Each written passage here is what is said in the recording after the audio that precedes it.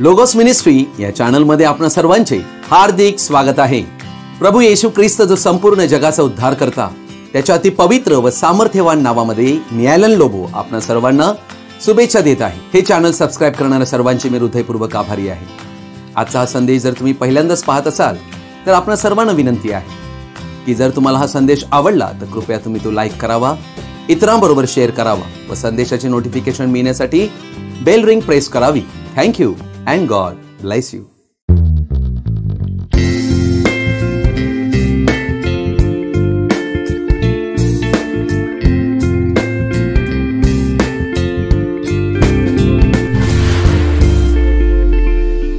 आज आपण एका महत्त्वाच्या विषयाकडे आपलं लक्ष लावणार आहोत। अर्थात आजच्या विषयाचं शीर्षक आहे आम्हासाठी बाळ जन्मला आहे व पुत्र दिला आहे। आजचा संदेश तुम्ही सर्वांनी शेवटपर्यंत व आवर्जून पाहावा अशी आपण सर्वांना विनंती आहे। यशायाचं पुस्तक याचा 9वा अध्याय आणि याचं 6 आणि 7 वचन मी आपण पुढे वाचत आहे। कारण आम्हासाठी बाळ जन्मला आहे, आम्हास पुत्र दिला आहे, त्याच्या खांद्यावर सत्ता राहील, त्याला अद्भुत मंत्री, समर्थ देव, सनातन पिता, शांतीचा अधिपती म्हणतील। त्याच्या सत्ता वृद्धीला व शांतीला अंत नसणार। तो दाविदाच्या सिंहासनावर बसून त्याचे साम्राज्य चालविल आणि तेथून पुढे ते सर्व काळ न्यायाने व धर्माने दृढ व स्थिर करील। सेनाधीश परमेश्वराचा आवेश हे सिद्धीस नेईल। आमेन। परमेश्वर या वाचलेल्या वचनावर आपला आशीर्वाद पाठवून देऊ आणि आम्हा सर्वांना या वचनाद्वारे आशीर्वादित करो। आमेन। कारण आम्हासाठी बाळ जन्मलेला आहे, आम्हास पुत्र दिला आहे। अर्थात या ठिकाणी आम्ही 2 गोष्टी पाहत आहोत। पहिली गोष्ट आम्ही या ठिकाणी पाहत आहोत आम्हासाठी बाळ जन्मला आहे। बाळ जन्मला म्हणजे अर्थात ही गोष्ट आम्हाला प्रभू येशू ख्रिस्ताच्या जन्माविषयी सांगत आहे। अर्थात आम्ही सर्व मनुष्य या जगात जे जन्माला आलेलो आहोत, आमच्या माता पिताच्या शारीरिक मिलनाद्वारे आम्ही या जगात आलेलो आहोत। येशू ख्रिस्ताचा जन्म त्या प्रकारे झाला नाही। अर्थात प्रभू येशू ख्रिस्ताचा जन्म कुमारी मरियेपासून झाला, जिला पुरुष ठाऊक नव्हता। अर्थात आम्ही ही गोष्ट पाहत आहोत की कोणत्याही प्रकारे नर आणि नारी यांचा संग न होता या ठिकाणी पवित्र आत्म्याच्या द्वारे मरिया ही गर्भवती आढळलेली आहे। अर्थात आम्हाला ही गोष्ट आढळते की यशाया 7 अध्यायाच्या 14व्या वचनात ही भविष्यवाणी देण्यात आली होती की कुमारी गर्भवती होईल व ती पुत्र प्रसवेल, त्याचे नाव इमॅन्युएल ठेवावे। इमॅन्युएल म्हणजे आम्हा बरोबर देव, अर्थात देव मानव बनेल। ही भविष्यवाणी यशायाच्या द्वारे 700 वर्ष अगोदर देण्यात आली होती। अर्थात मरियेने लूक 1:34 मध्ये गॅब्रिएल देवदूताला प्रश्न केला होता, हे कसं होईल? अर्थात हे तिच्यासाठीही आश्चर्य होतं, कारण येशूचा जन्म जो या जगात होणार होता असा जन्म आतापर्यंत कोणाही मनुष्यांचा झालाच नव्हता। म्हणून लूक 1:35 मध्ये गॅब्रिएल देवदूत मरियेला उत्तर देतो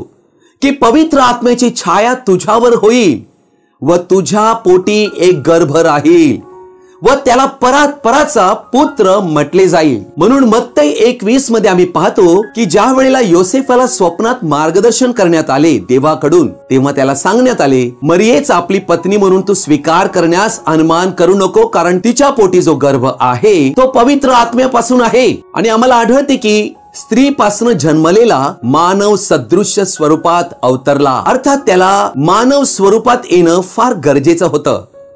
म्हणूनच वचन या ठिकाणी आम्हाला म्हणत आहे आम्हासाठी बाळ जन्मला। अर्थात ही गोष्ट किती खास आहे। येशू ख्रिस्त त्याच्या जन्मापासूनच पूर्णतः वेगळा असा आम्हाला आढळत आहे। या संपूर्ण जगात मानवाच्या इतिहासात असा जन्म कोणाचाच कधीच झाला नव्हता।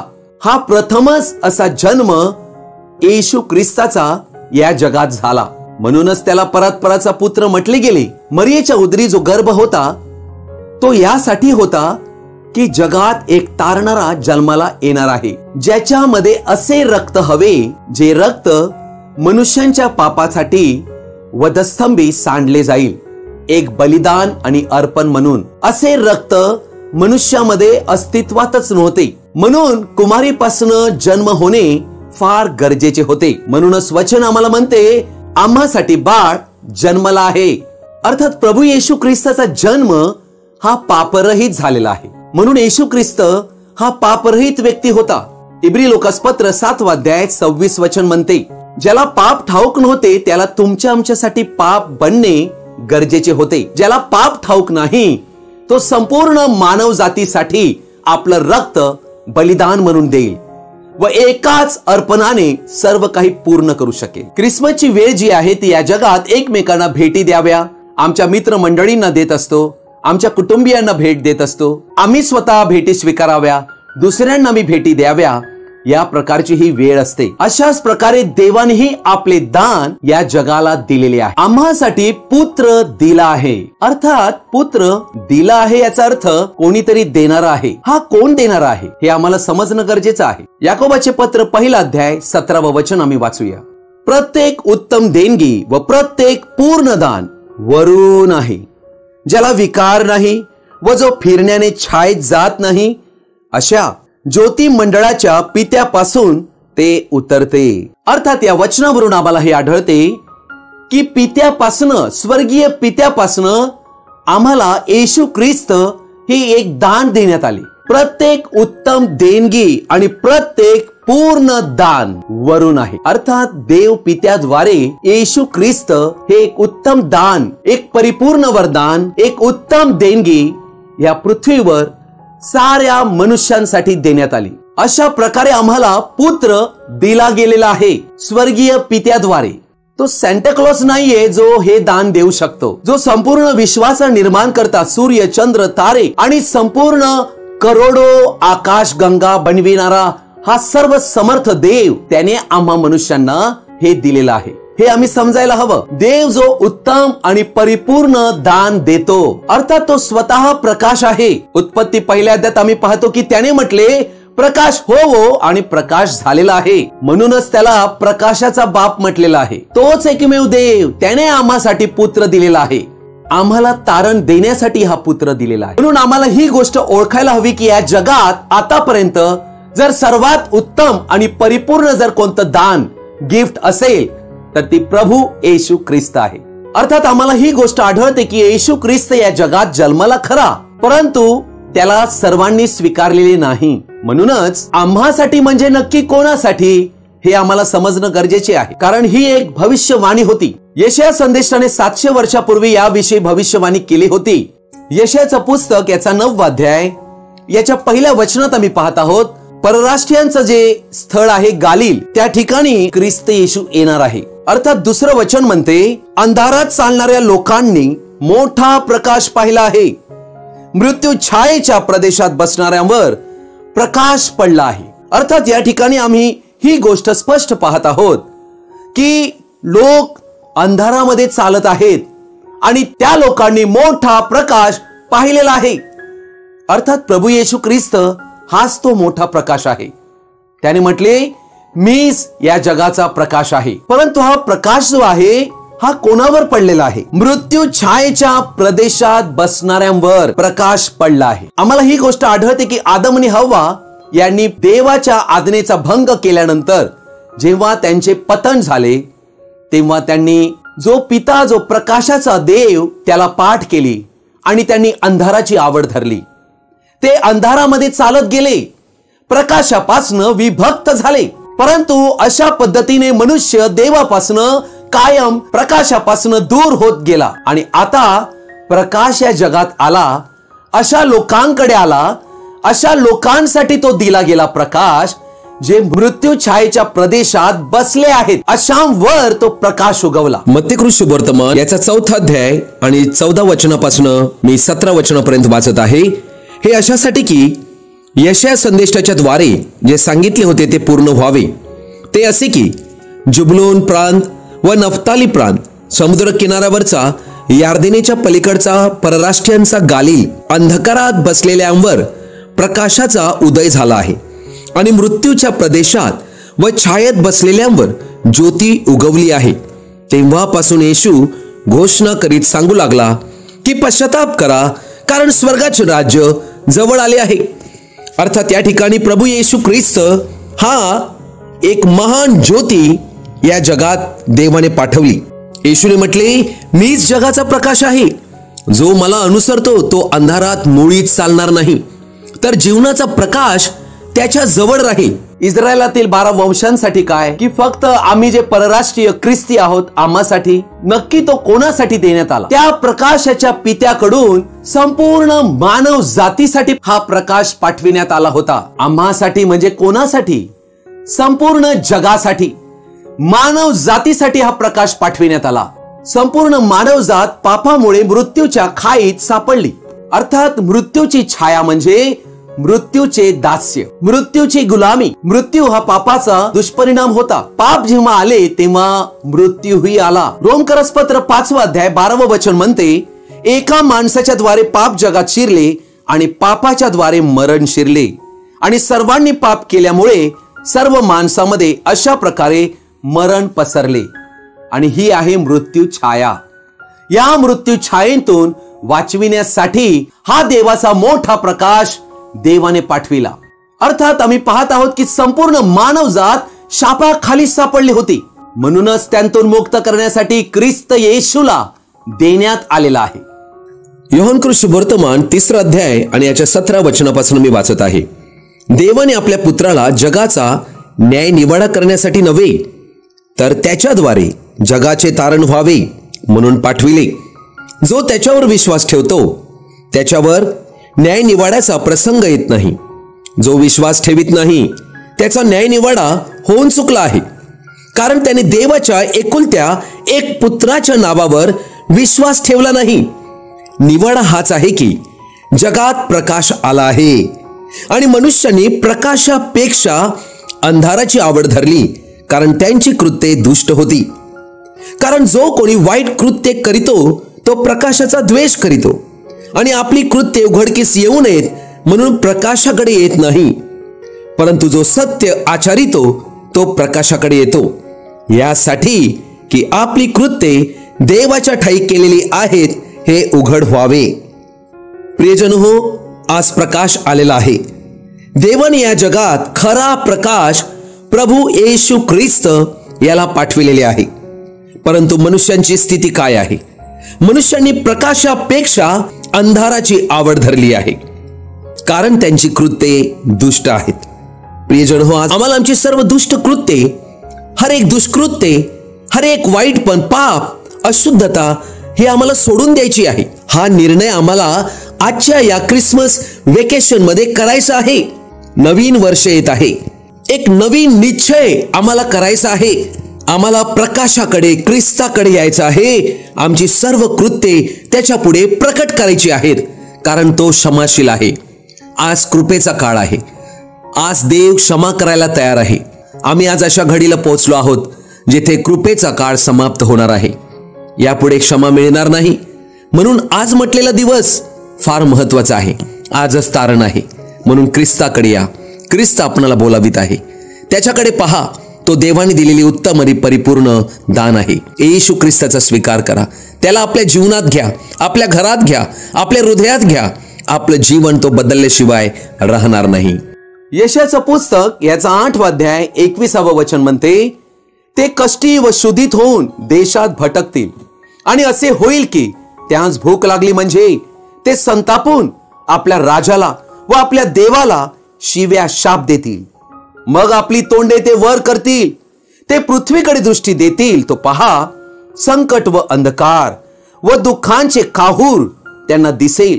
ते निबिड काळोखात लोटले जातील. अर्थात या ठिकाणी पापामुळे पतन झालेल्या मनुष्याची परिस्थिती दाखविलेली आहे. आदम आणि हव्वा पापात पडण्यापूर्वी ते सुखी होते.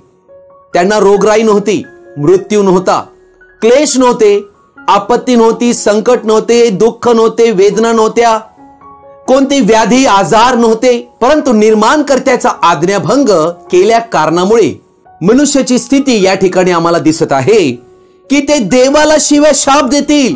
अर्थात मनुष्याचं झालेलं पतन या ठिकाणी आम्हाला दिसत आहे या वचनामध्ये. म्हणून मनुष्य देवापासून दूर होऊ लागला. अर्थात येशू ख्रिस्त जो देवपुत्र तो जर आम्हाला दिला नसता तर आम्हाला आशाच नव्हती. आम्ही मनुष्य आमच्या स्वतःचे तारण उद्धार करू शकत नाही. म्हणूनच देवाने आम्हासाठी पुत्र दिला. योहानाचं पहिलं पत्र 4 अध्याय याच्या 14 वचनापासून मी वाचत आहे. आम्ही पाहिले आहे व आम्ही साक्ष देतो की पित्याने पुत्राला जगाचा तारणारा म्हणून पाठविले आहे. बघा, येशू ख्रिस्ताला या जगात पुत्र का दिला? जगाचा तारणारा म्हणून. यहुदी लोकांचा नाही, ख्रिस्ती लोकांचा नाही, साऱ्या जगाचा तारणारा म्हणून हा पुत्र या जगात देवाने दिला. येशू हा देवाचा पुत्र आहे असे जो कोणी कबूल करीतो त्याच्या ठाई देव राहतो व तो देवाच्या ठाई राहतो. देवाची आपल्यावर जी प्रीती आहे ती आपल्याला कळून आली आहे व आपण तिच्यावर विश्वास ठेवला आहे. देव प्रीती आहे. जो प्रीतीमध्ये राहतो तो देवामध्ये राहतो व देव त्याच्यामध्ये राहतो. अर्थात देवाने आपला पुत्र या जगाच्या तारणासाठी दिलेला आम्हाला आढळत आहे. आम्हासाठी पुत्र दिला गेला, पण काय त्याचा स्वीकार सर्वांनी केला काय? आम्हाला काय आढळत आहे? अर्थात पवित्र शास्त्र योहान कृत शुभवर्तमान याचा 1 अध्याय 10 वचन म्हणते, तो जगात होता व जग त्याच्या द्वारे झाले तरी जगाने त्याला ओळखले नाही. बघा, आम्हासाठी पुत्र दिला गेला, पण जगात तो आला आणि जगाने त्याला ओळखले नाही. ज्या जगासाठी देवाने तारणारा म्हणून पाठविला त्या जगानेच त्याला ओळखलेही नाही. आणि म्हणून 11वं वचन म्हणते, जे त्याचे स्वतःचे इस्रायली लोक त्याकडे तो आला तरी त्याच्या स्वकीयांनी त्याचा स्वीकार केला नाही. इस्रायल लोकांनीही त्याचा स्वीकार केला नाही, परंतु जितक्यांनी त्याचा स्वीकार केला तितक्यांना, म्हणजे त्याच्या नावावर विश्वास ठेवणाऱ्यांना त्याने देवाची मुले होण्याचा अधिकार दिला. आज तुम्ही आणि आम्ही हा संदेश ऐकत असताना आम्ही नक्की कोण आहोत?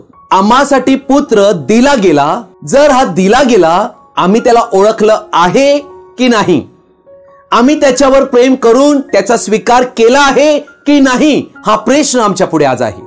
काय मी माझ्या जीवनात येशू ख्रिस्त जो देवाचे उत्तम आणि परिपूर्ण दान त्याचा स्वीकार केला आहे काय? आज क्रिसमस मध्ये लोक सजावट करीत आहेत, लाइटिंग लावत आहेत, अनेक ठिकाणी छोटे छोटे गायीचे गोठे बनविलेले आहेत, त्यांना सजविण्यात आलेलं आहे, वगैरे वगैरे अनेक गोष्टी आहेत. या गोष्टी आध्यात्मिकतेशी बिलकुल जुळत नाहीत. कारण खरे पाहता हा येशू ज्याच्याविषयी सर्व जग आज क्रिसमसच्या नावाखाली सण केवळ औपचारिकपणे मौज म्हणून साजरा करीत आहेत, परंतु ख्रिस्त येशूला मात्र बाजूला ठेवण्यात आलेला आहे. प्रभूचं वचन म्हणते, त्या जीवनाच्या अधिकाराला जर त्यांनी ओळखले असते तर त्यांनी त्याला वधस्तंभावर खिळले नसते.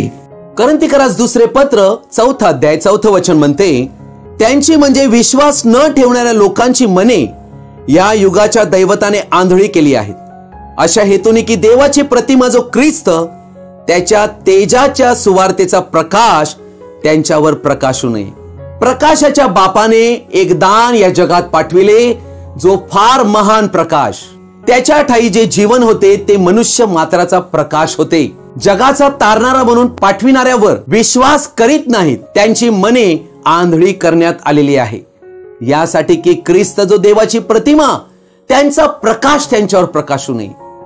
ही गोष्ट किती दुःखदायक आहे की देवाने एक उत्तम आणि परिपूर्ण दान या जगात पाठविले, आपला प्रकाश दिलेला आहे, पण जग त्याला ओळखतही नाही, त्याचा स्वीकार करीत नाही, त्याच्यावर प्रेम करीत नाही.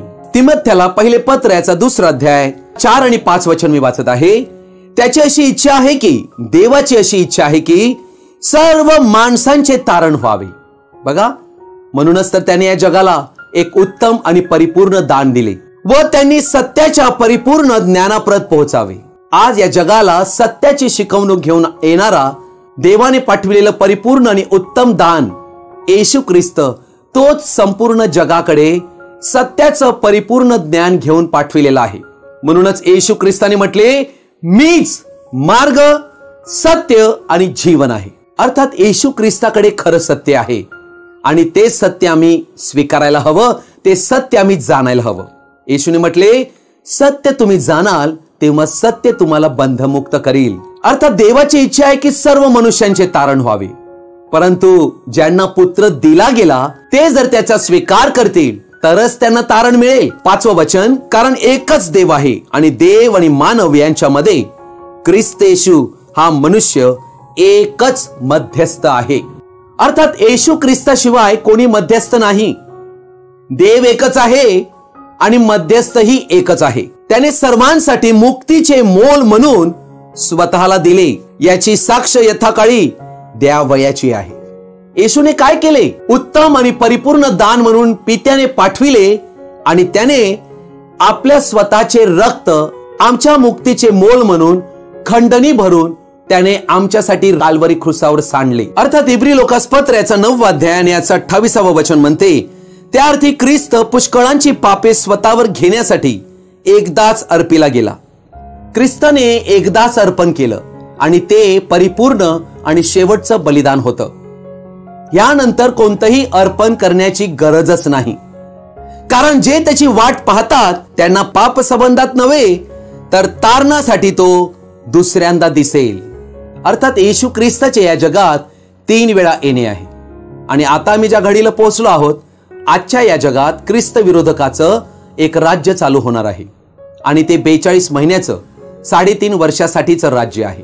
या लोगोस मिनिस्ट्री चॅनलवर याविषयीचे 3 ते 4 संदेश देण्यात आलेले आहेत. ते कृपया तुम्ही पाहावे अशी आपण सर्वांना विनंती. याची लिंक डिस्क्रिप्शन बॉक्स मध्ये तुम्हाला आढळेल.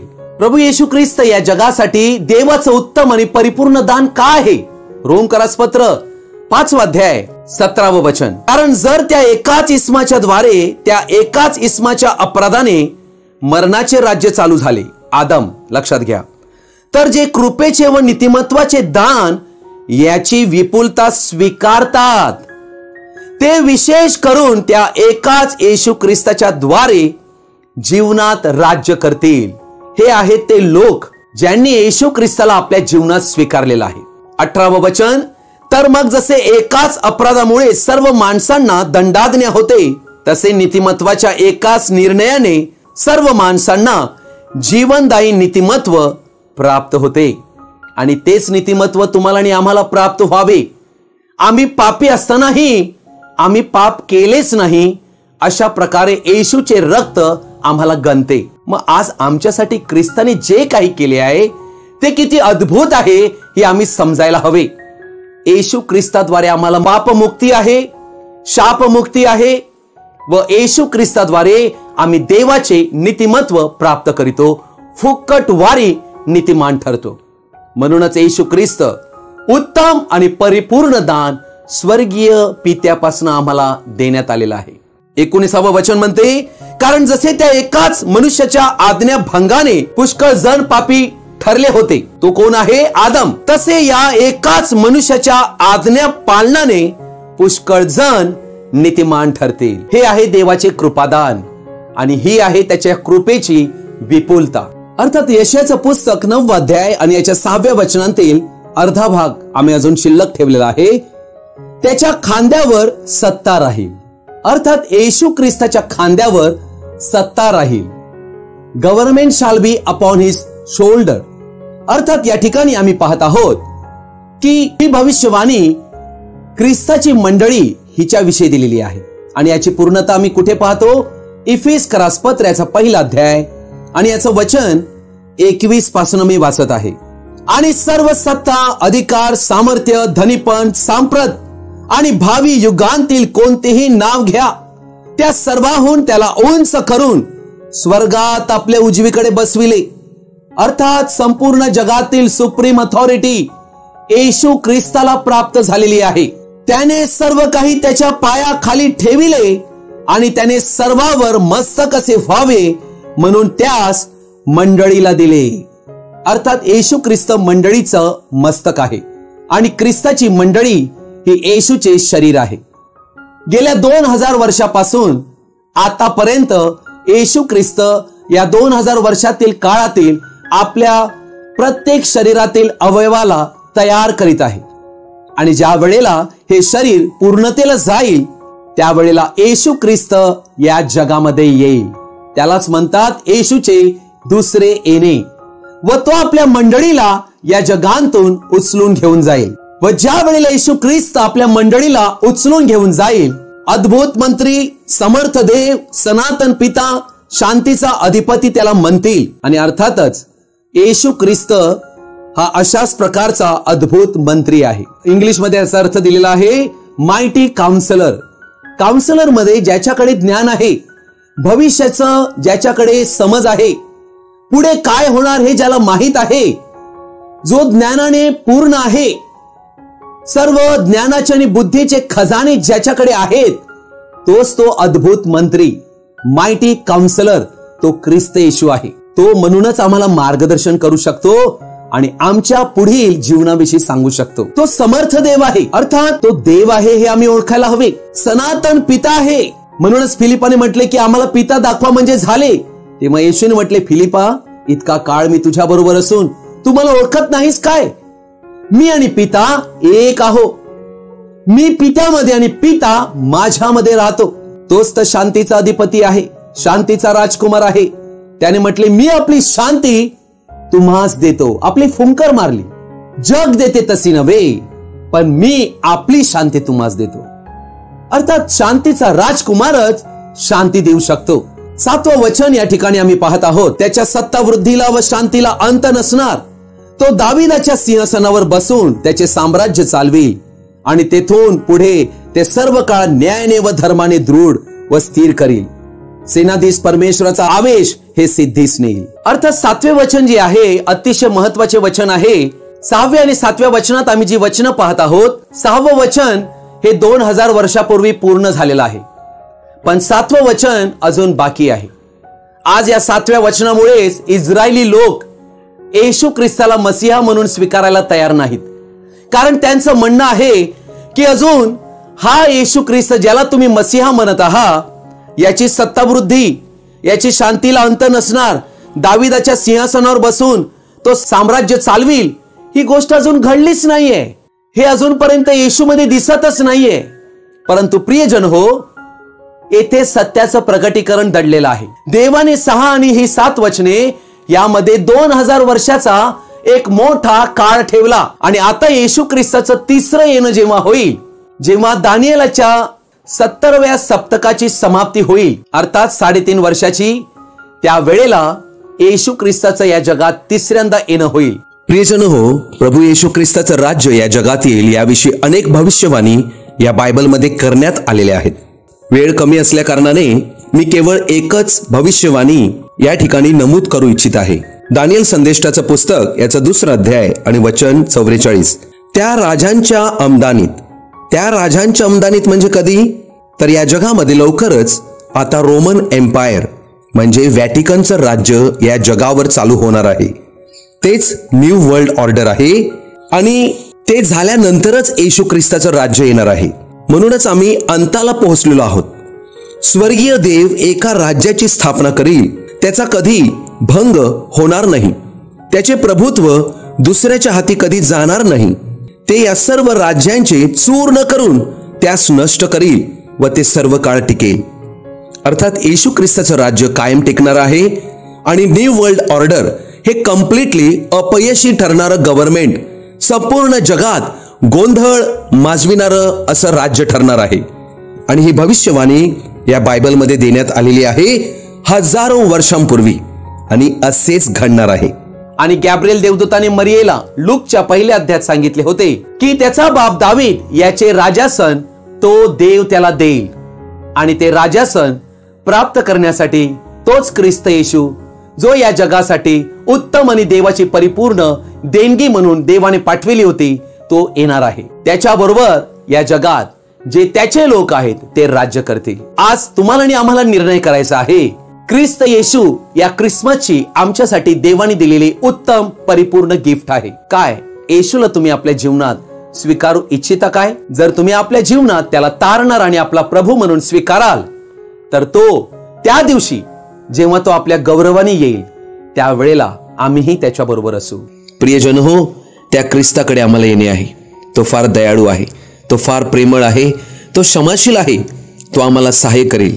आम्ही त्याच्याकडे येऊया, त्याच्या पुढे आपले हृदय ओतूया, त्याच्या पुढे आपण पश्चातापी हृदयाने येऊया. तो दयाळू आहे, तो आमच्या जीवनाचं परिवर्तन करेल. आमेन. प्रभू येशू ख्रिस्ताची कृपा, प्रेम, दया, आनंद आणि शांती आपणा सर्वांबरोबर तो येईपर्यंत कायम राहो. आमेन. आमेन. आजचा हा संदेश आपण सर्वजणांनी ध्यानपूर्वक व शेवटपर्यंत पाहिल्याबद्दल आपणा सर्वांचा मी हृदयपूर्वक आभारी आहे. हा संदेश ऐकल्यानंतर नक्की तुम्हाला काय कळले तुम्ही कृपया कमेंट बॉक्समध्ये कळवू शकता किंवा आमच्याशी व्यक्तिगत संपर्क साधू शकता. Thank you and God bless you.